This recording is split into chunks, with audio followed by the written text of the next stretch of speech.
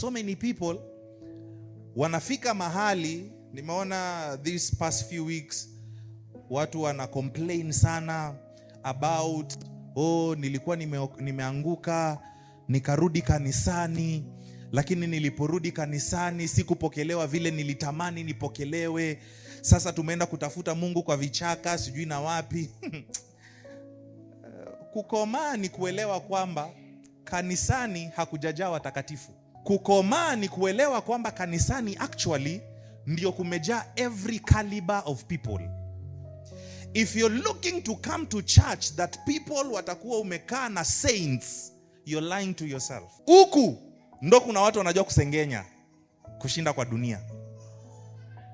Huku ndio kuna watu wanajua kujudge. Nilienda kanisani wakanijudge. Huku kuna professional judges, if there is a word like that. Huku ukisema unakuja church nikae na brethren wani support utashangaa, utapigwa na butwa. Utashangaa. Huku Biblia inasema Bethsaida was a pool of miracle and every sick person went there. Kila mgonjwa alikuwa anaendaga Bethsaida kwa sababu anajua anaenda kutafuta nini?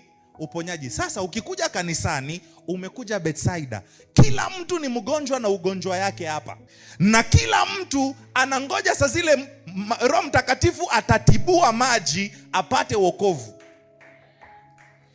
Kuna mtu aliokoka akasema kwa jina la Yesu nimempokea Kristo, lakini saa aliingia kanisani after 10 years ndo aliokoka vizuri.